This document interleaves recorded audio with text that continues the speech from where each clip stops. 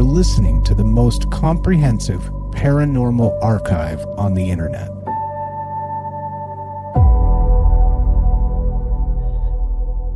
Welcome to Salsido Paranormal. I'm your host, James Salsido, and tonight I'm continuing my series review, The Book of the Damned by Charles Fort.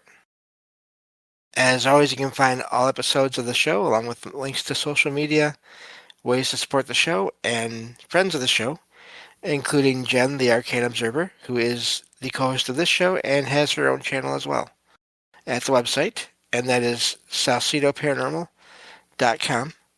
That's SALSIDO paranormal.com. And that takes care of that. A few things I always like to note at the beginning of these episodes here. First off, there probably will be things that Fort says in his books, and there already have been in a few cases, that you and or I may not agree with or may not like. That will happen. To each their own, obviously. Also, there may be things that Fort talks about as being mysterious back in the times in which you wrote these books, which is about 100 years ago, that are not so mysterious now. So if it doesn't seem like a big deal when you're hearing about things, keep in mind the time frame there. And last, of course, is that I apologize in advance for mispronouncing any names of people or places, any words, basically.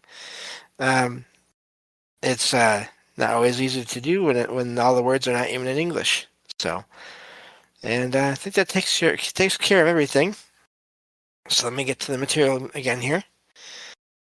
Getting back to reading this, I think we're like 1 or 2 chapters away from finishing this first book here. There's 3 more to go after this in this collection of Fort's nonfiction. Back into the book here, it says, a good many pages back, there was an instance of overshadowing, I think. The little carved stone that fell at Tarbes is my own choice as the most impressive of our new correlates. It was coated with ice, remember. Suppose we should sift and discard half the data in this book. Suppose only that one datum should survive. To call attention to the stone of Tarbes would, in my opinion, be doing well enough for whatever the spirit of this book is trying to do. Nevertheless, it seems to me that a datum that preceded it was slightingly treated. The disk of quartz, said to have fallen from the sky after a meteorite explosion, said to have fallen at the plantation Blejendal, Dutch Guiana. I apologize in advance again, like I said. Sent to the Museum of Leyden by M. van Sijpsteen, adjutant to the governor of Dutch Guiana. In parentheses, notes and queries, 2-8-92, close parentheses. And the fragments that fell from supergeographic ice fields, flat pieces of ice with icicles on them. I think that we did not emphasize enough that if these structures were not icicles, but crystalline protuberances, such crystalline formations indicate long suspension, quite as notably as would icicles.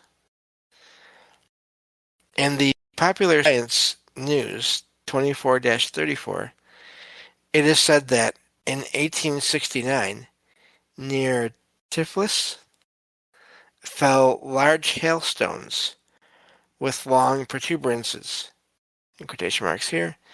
The most remarkable point in connection with the hailstones is the fact that, judging from our present knowledge, a very long time must have been occupied in their formation, close quotation marks. According to the Geological Magazine 7-27, this fall occurred May 27th, 1869. The writer in the Geological Magazine says that of all the theories he had ever heard of, not one could give him light as to this occurrence. In quotation marks, these growing crystalline forms must have been suspended a long time. In quotation marks. Again and again, the phenomenon. 14 days later, at about the same place, more of these hailstones fell. Rivers of blood that vein albuminous seas, or an egg-like composition in the incubation of which the Earth is a local center of development, that there are super arteries of blood in Genesistrine. Again, these are names of places he's sort of making up in his mind to explain these things. That sunsets are a consciousness of them, that they flush the skies with northern lights sometimes, super embryonic reservoirs from which life forms emanate, or that our whole solar system is a living thing. The showers of blood upon this earth are its internal hemorrhages, or vast living things in the sky, as there are vast living things in the oceans, or some one a special thing, in a special time, in a special place. A thing the size of the Brooklyn Bridge. It's alive in outer space. Something the size of Central Park kills it. It drips. We think of the ice fields above this earth, which do not, themselves, fall to this earth, but from which water does fall. Popular Science News 35-104, that according to Professor Luigi Palazzo, head of the Italian Meteorological Bureau, upon May 15th, 1890, at, I'll probably say this wrong, Messinadi? I'm guessing the G is silent, Messignadi, Calabria, something the color of fresh blood fell from the sky. The substance was examined in the public health laboratories of Rome. It was found to be blood. In quotation marks, the most probable explanation of this terrifying phenomenon is that migratory birds, in parentheses, whales or swallows, close parentheses, were caught and torn in a violent wind, close quotation marks. So the substance was identified as bird's blood. Okay. What matters what the microscopists of Rome said, if I could talk, or had to say, and what matters it that we point out that there is no assertion that there was a violent wind at the time.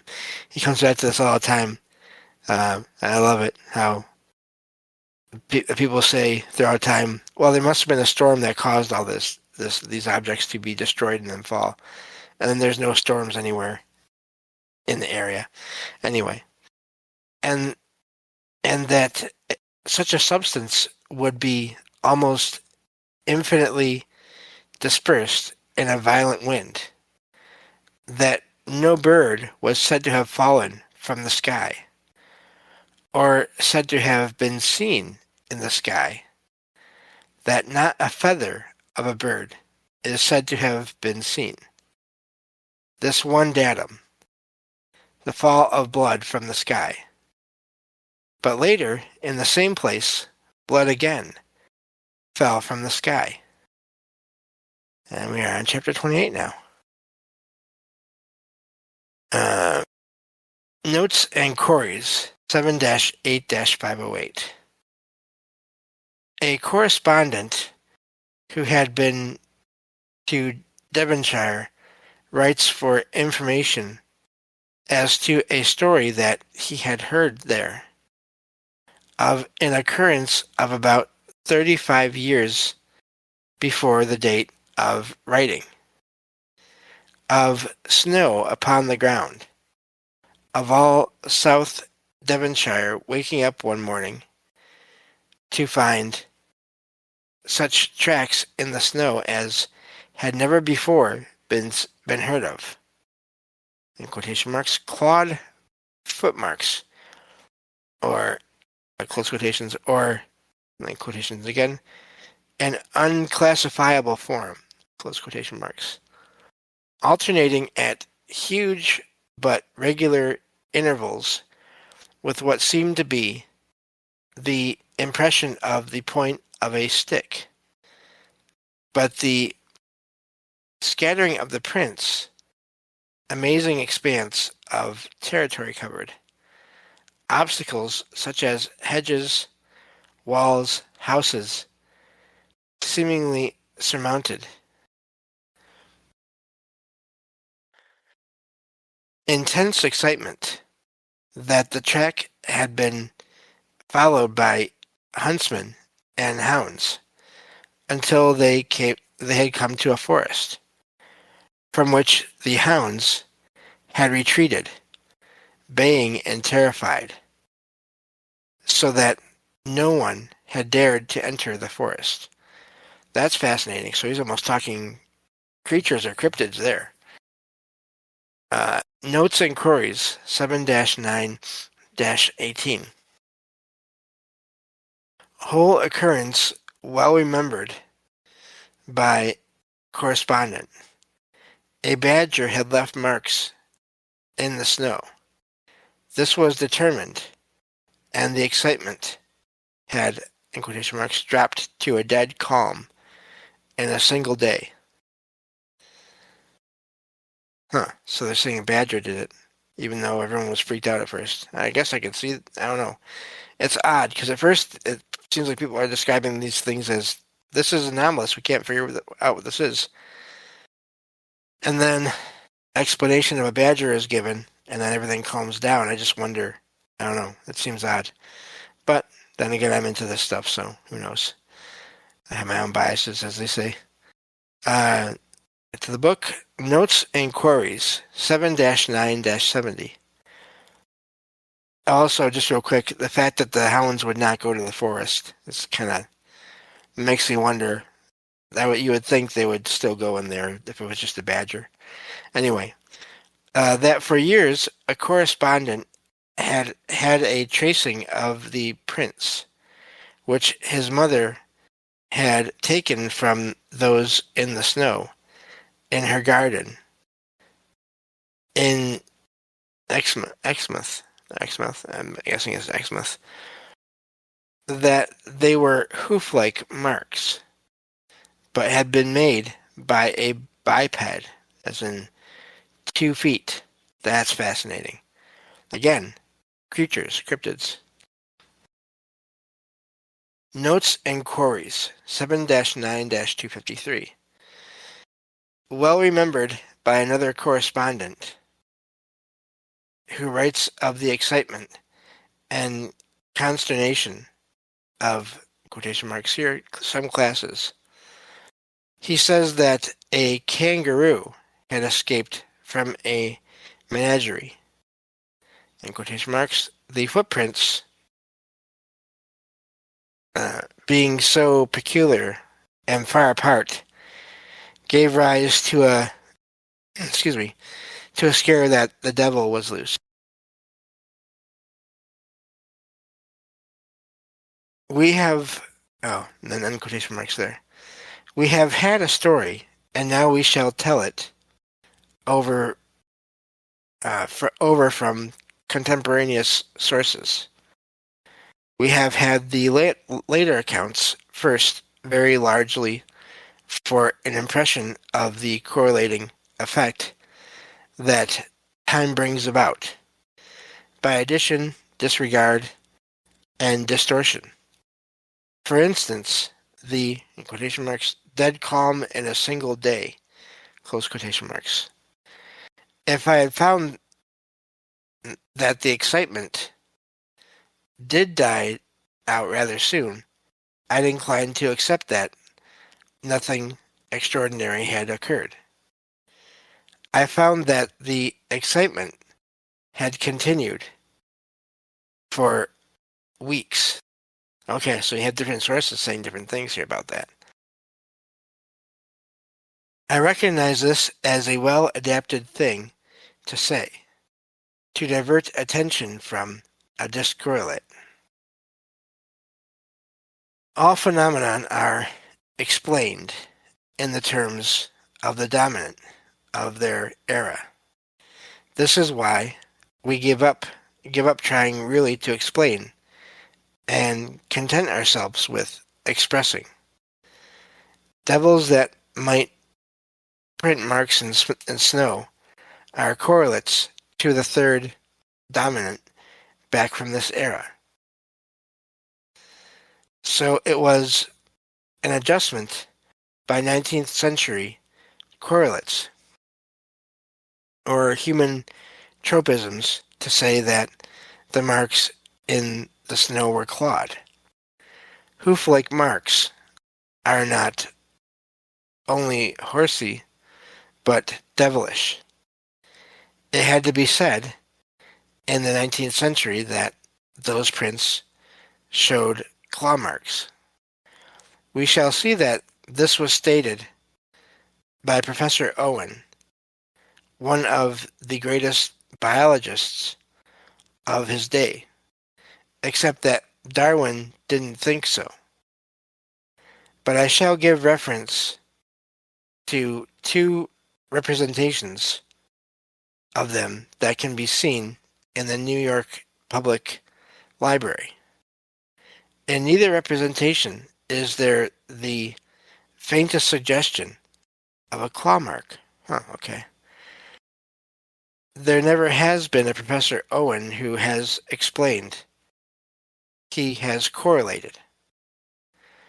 Another adaptation in the later accounts is that of leading this correlate to the old dominant into the familiar scenery of a fairy story and discredit it by assimilation to the conventionally fictitious.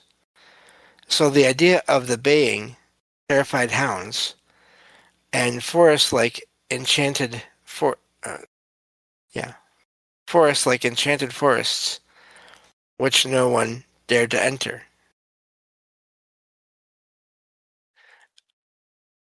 Hunting parties were organized, but the baying, terrified hounds do not appear in contemporaneous accounts. So here you have multiple accounts saying different things or not saying different things. The story of the kangaroo looks like adaptation to needs for an animal that could spring far, because marks were found in the snow on roofs of houses. But so astonishing is the extent of snow that was marked that after a while, other another kangaroo was added. But the marks were in single lines. My own acceptance is that not less than 1,000 one-legged kangaroos, each shod with a very small horseshoe, could have marked that snow of Devonshire. London Times, February 16th, 1855. In quotation marks, considerable sensation has been caused in the towns of Topsham, Limpstone, Exmouth, Teigmouth, and Dawlish in Devonshire in consequence of the discovery of a vast number of foot tracks of a most strange and mysterious description. Quotation marks. The story is of an incredible multiplicity of marks discovered in the morning of February 8th, 1855, in the snow by the inhabitants of many towns and regions between towns. That's fascinating. So you're not just talking a few prints in one small location, even across a house. This is across a good-sized area. This great area must, of course, be disregarded by Professor Owen and the other correlators. The tracks were in all kinds of unaccountable places, in gardens enclosed by high walls, and up on the tops of houses, as well as in the open fields. There was in Limpstone scarcely one unmarked garden. We've had heroic disregards, but I think that here disregard was titanic. And because they occurred in single lines, the marks are said to have been, in quotation marks, more like those of a biped than of a quadruped, in quotation marks. As if a biped would place one foot precisely ahead of another, unless it hopped. But then we have to think of 1,000 or of thousands. Just check something here real quick. Okay, we're fine then. I lost my spot. Okay. It is said that the marks were, in quotation marks, generally 8 inches in advance of each other. And that is where we'll stop with this episode, because I don't think I can get the next paragraph in before it is time to stop. So here we're moving to this, and I believe I've heard of this before, maybe some of you have as well. This case of these marks found across the ground and just this vast distance over in the UK, over in England, in Devonshire. I'm going to have to look that up and see what else has been talked about in that case since it happened, because I wonder if similar events happened after that or not. But yeah, this has been great so far. Looking forward to continuing this on the next episode. Thank you all for listening, and I will talk to you all next time on Salsido Paranormal. Take care.